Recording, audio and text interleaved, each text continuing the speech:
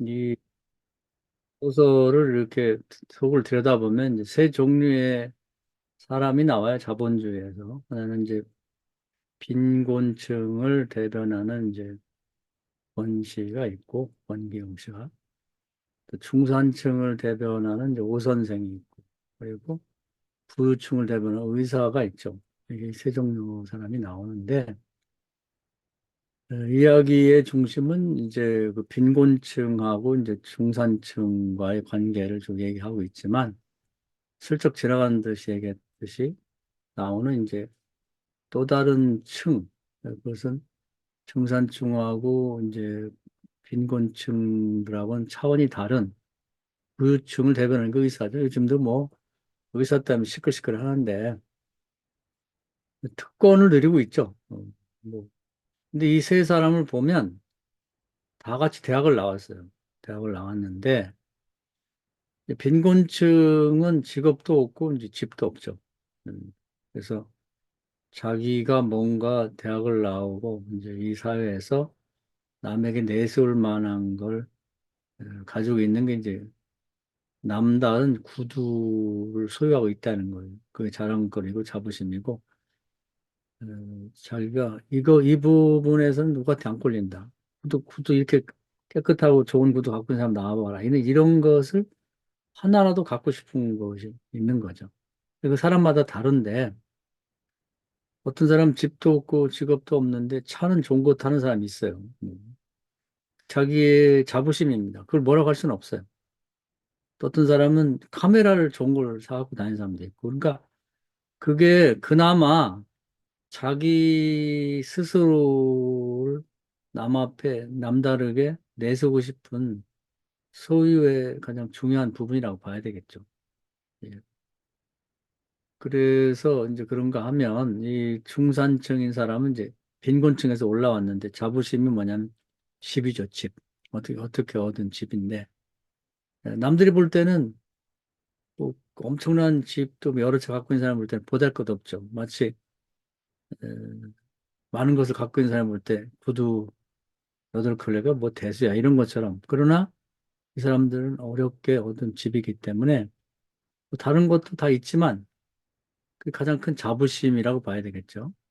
그리고 이제 직업은 이제 선생이니까 이 사람에게는 이제 집도 있고 직업도 있고 이게 중산층입니다. 중산층. 이 자본주의 사회 속에서. 그다음에 부유층은 이제 의사죠, 의사. 좋은 직업이자 또 병원도 갖고 있으니까 이건 뭐 어, 부유층이라고 봐야 되겠죠. 지금도 딱 보면 이렇게 세 부류로 나눠볼 수가 있는 것입니다. 평소에는 뭐 하여튼 가난하고 어렵고 뭐 부유하 어려도 그냥 대충 먹고 살고 잠은 자는데 이제 어떤 문제가 터졌을 때 여기 같으면 이제 그 새빵스런 가난한 그 빈곤층의 아기를 낳게 되는데 탯줄이 목에 감겨서 죽게 되었다. 이제 이런 상황이 벌어졌을 때, 그 어떤 일이 이제 발생하겠는가, 이제 그걸 이 사건을 통해서 이제 보여주게 되는 거죠. 근데 이런 일이 벌어졌을 때, 부유층은 절대 도와주지 않습니다. 아주 냉정해요.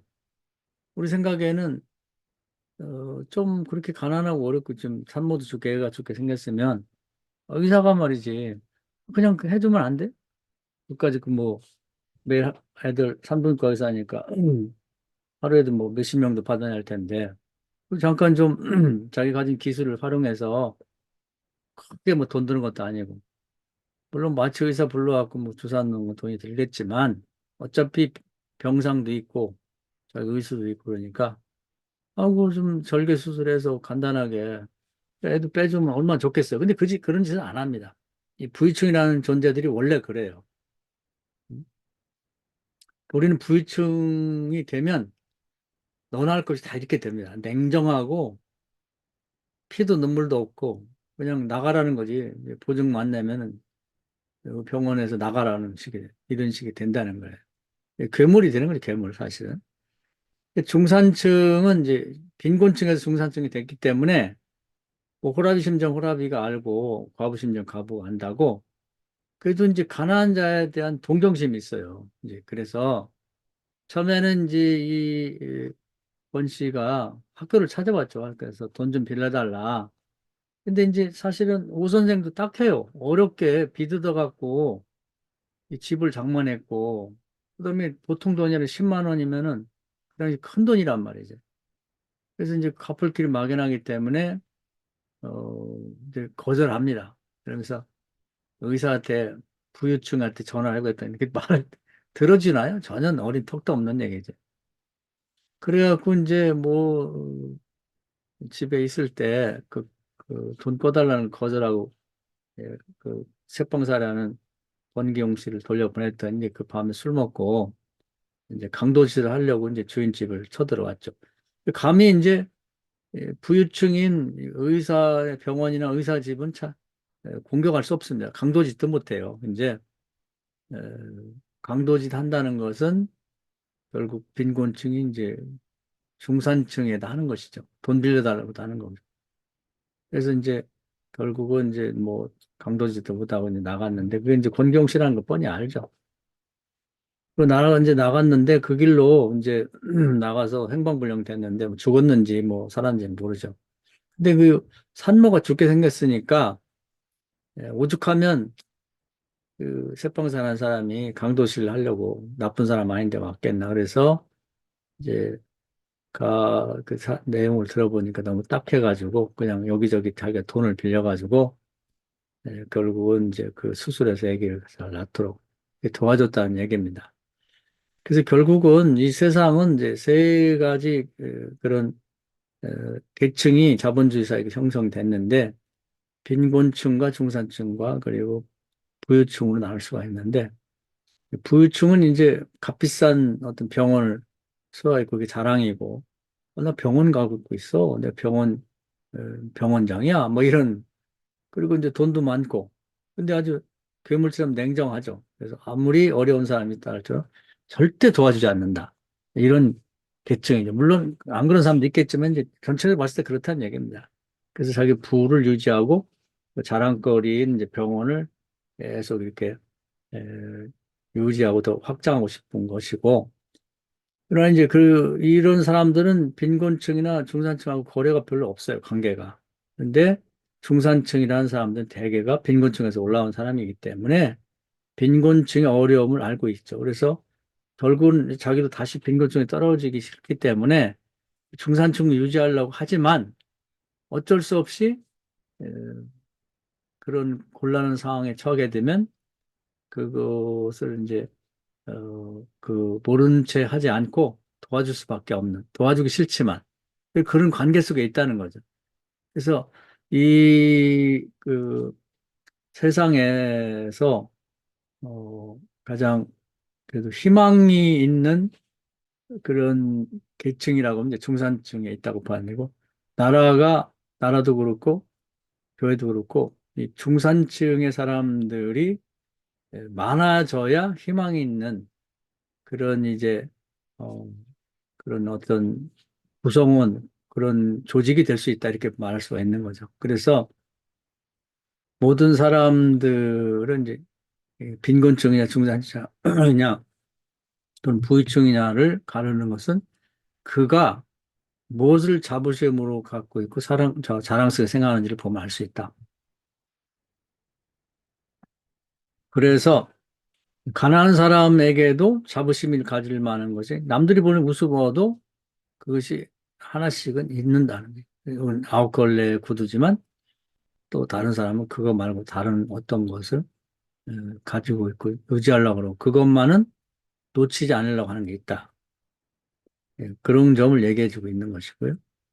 결국은 이 빈곤층은 이 중산층에게 뭔가 도움을 요청하고 도움을 받으면서 살아가는 이 사회 구조다 이렇게 볼 수가 있는 것입니다.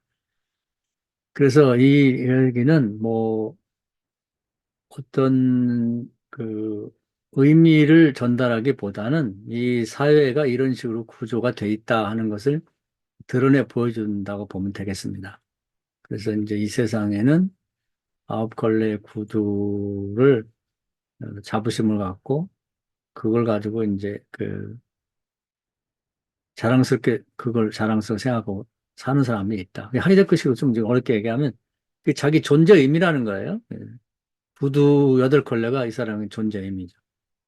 또, 그 양보할 수 없는, 그리고 이제 그 중산층에게는 집이, 그 어떻게 얻은 집인데, 그게 이제 존재 의미가 되는 거고. 병원장은 자기가 어떻게 의사 면허를 땄고, 어떻게 어렵게 공부를 했고, 어떻게 만든 병원인데, 이게 자기 존재 의미가 되는 거죠. 그걸 제거하면 거기는 죽은 목숨을 마찬가지니까, 예, 그것을 자부심을 느끼고 사는 것이죠. 그래서 이제 우리가 이 사람들뿐 아니라 예, 교회의 이제 목사들도 마찬가지죠. 존재 의미가 사람마다 좀 다 다를 수가 있습니다. 그래서 어떤 사람은 똑같은 목사지만 다른 게 잘 안 되니까 자식들이 존재 의미가 있는 경우가 있어요. 그래서 나는 뭐 다른 거 안 되고 하여튼 어떻게 해서라도 애들을 잘 가르쳐서 좋은 대학 나오고 거기에 자부심을 갖고 살아야지. 근데 이건 아우커리 군대가 부두가 자식으로 변한 거죠.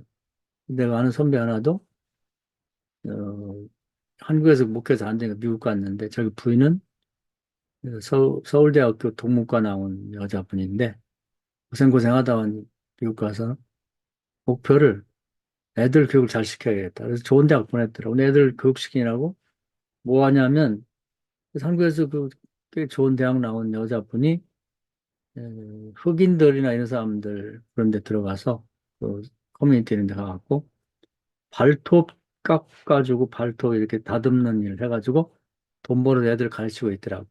그 양반 할 얘기는 별로 없어요. 그냥 그 선배도 가끔 만나면 우리 애들이 지금 뭐 코넬 대학인가 어디 다닌다고 그러고 누가 다니고 뭐 이런 게 자기 자부심이거든요. 그러니까 우리가 그걸 하나의 그 아웃컬리 구두라고 하는 걸 구두라고 생각지 말고 사람마다 에, 어렵지만은 그 자부심을 느끼고 살려고 하는 존재 의미가 되는 것들이 있다. 극단적으로는 아웃컬리 구르지만 다 다를 수가 있다는 거예요. 그래서 어떤 목사는 어렵고 힘들지만 좋은 외제 그 오토바이를 타고 다니는 사람이 있어요. 근데 그건 또 다른 의미에서 아웃컬리 구두 같은 거거든요. 그러니까 그걸 왜 그런 식으로 하냐? 남 부인도 이제 똑같겠죠. 우리 김수 목사님이 얘기한 것처럼 부인이 여보 지금 그런 걸 탈 계제야? 그런 거 팔아가지고 애들 학비나도 돼. 쌀이라도 팔아먹자. 이렇게 얘기할 수 있는 거죠.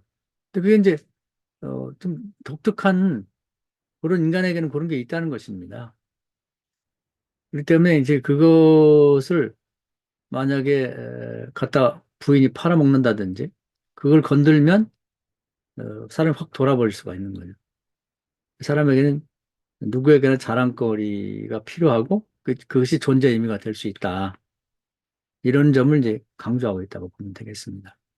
그래서 우리는 각자가 이 자본주의에서 형성된 세 가지의 어, 어떤 계층에서 나는 어디에 속하나. 목사도 있죠. 부유층이 있고 중산층이 있고 빈곤층 목사가 있죠.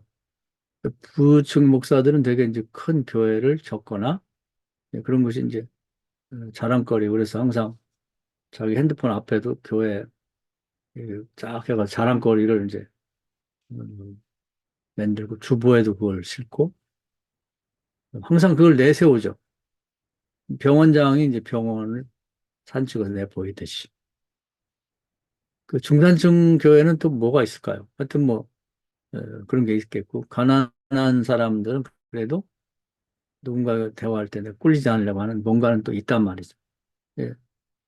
그래서 어떤 사무들은 이제 자랑거리 없으면 뭐 손자라도 자랑 안 한다든지 뭔가 유치원에서 1등 했다고 뭐 얘가 피아노 잘 친다. 뭔가 그게 있다는 거예요. 그것을 갖고 있고 싶어 하는 거지. 그래서 오늘날의 이 자본주의 사회가 갖고 있는 실상을 짧은 소설을 통해서 잘 보여주고 있다. 그래서 결국은 이제 희망은 중산층에 있는데 그런 이유는 이 빈곤층에서 올라온 사람들이야 자주 가난을 경험했기 때문에 최악의 경우는 그들이 도와주게 되고 또 남을 도와주다 보면 이제 이게 바뀔 수가 있어요. 빈곤층하고 중산층은 언제든지. 그러나 부유층이 중산층이 되거나 이제 빈곤층이 되면 굉장히 어렵죠. 왜냐하면 그들은 절대로 남에게 손해 볼 일을 하지 않기 때문에 그런 것이죠. 그래서 이제 이 빈부의 격차와 자본주의의 모순이 이런 계층에서부터 구조적으로 이제 그렇게 될 수밖에 없다는 걸 보여주고 있는 것입니다.